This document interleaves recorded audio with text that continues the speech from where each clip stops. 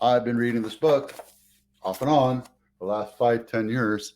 I just got back from Knoxville. My parents are older. We're having these conversations, and it's important for me to chronicle this because I want to share what I learned.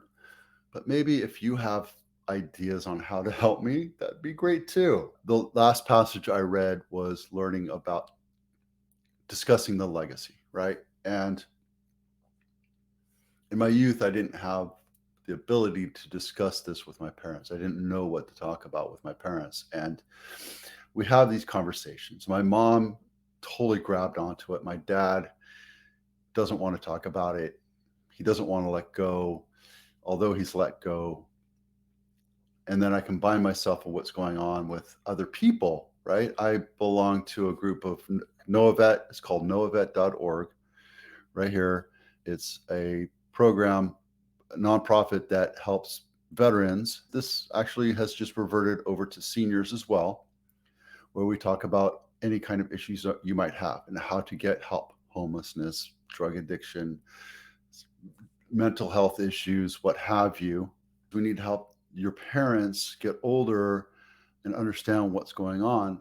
There's certain things. I want you to tune in on a lot of these things, and I want you to understand that there's offers and opportunity for you to help your parents if they're struggling financially or what have you. How do you say that? Ask them about how it was when they were younger. How did they handle this? Because our world today and their world 50 years ago was 180 degrees different. Nobody could fathom where we were today back in the 1950s, 60s, and 70s. We thought we were all going to wear silver suits and fly saucers, fly cars. It's a totally different world. Financially, they might be struggling. There's pride that's issued into them. We need to have that discussion with our parents about how to create the legacy for them, whether it's a car or jewelry or guns or their estate or what have you. Now is the time to have those conversations. And believe it or not, my mom took me to the safe and showed me the trust and showed me where all the money's tucked away under a mattress. I know, right? It's going to happen. And that's why I point you to this. And it's in the blog. This link is in the blog. I don't get any money off of it. I don't know David, doesn't know me. It doesn't matter. I want people to buy this book, and we'll go through a passage every now and then to talk about it. And this one is called Personality Development, Growth Through Crisis. And I'm not going to read the entire thing.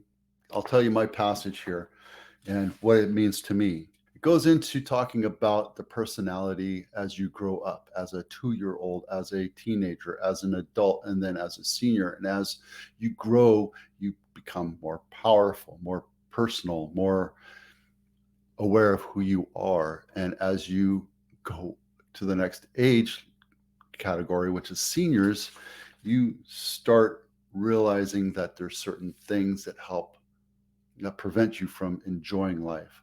And it's crisis that they talk about. Crisis is about making you stronger, not failing, right? Certain things. So I got in an accident, like Arun Batra just got into an accident. That's a crisis. How you handle it makes you a better person or not, right? There's something that talks about the senior mission of older adults, and that is describing or developing their legacy. And it's your job as the child of an adult senior, of a senior person, to give them management control. They need to maintain control. You have to do it tactfully without telling them how to do it. Allow them to figure it out on their own. Help them, be there for them. I guess I would say a mentor, but not really a mentor. Now, how do you do that? You ask questions, right? Here's some of the questions just to start it off with, right? What was the world like when you were growing up?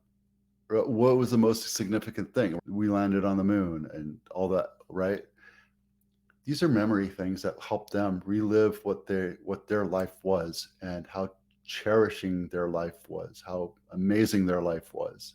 And it's time for you to spend and enjoy that time reminiscing, because time is short. My mom is 80 years old. I know she doesn't have 50 or more years left. Every time I can, jump on the phone and talk to her. Every time she asks, I send myself over there and meet with her, right? As expensive and excruciatingly painful as it is what it is, because the time slips quickly. Talk about your best friends, right? Why is this important? It's important because it allows you to commit that memory to a positive thing. My first stepdad passed away a few years ago, congenital heart failure. He was an Army vet. I was fortunate enough that I was flying around and I got to go see him a couple times. We let him go. He got into trouble and some bad things and let him do his thing. And then now that he was older, I regrouped and I got a chance to sell a house for a friend who moved to Austin, and he needed to have his car driven to Austin. So I volunteered to do it. I threw my son in there, who was 16 or 17 at the time. And it was awesome because that was a memory that he and I get to share now, even though he hated the first couple of days. Anyway, it was a good memory, and now he appreciates it. We went through Dallas Fort Worth, and I looked him up. I said, "Hey, we're in town. Do you want to have dinner? Let's go have dinner." We had dinner, and I knew this was the last time I was going to see him. And he's, "I'm going to the hospital, this and that. I have congenital heart failure, some kind of heart failure." He never made it out of the hospital. And as regretful as that is, I appreciate the opportunity I gave myself to reach out to him and spend a few last hours with him. And those are great memories. So get into it, guys. We'll be talking about more about this in the next couple of weeks. Helping your parents create a legacy. I'm Vito with Abitano. Have an amazing weekend. We'll see you out there.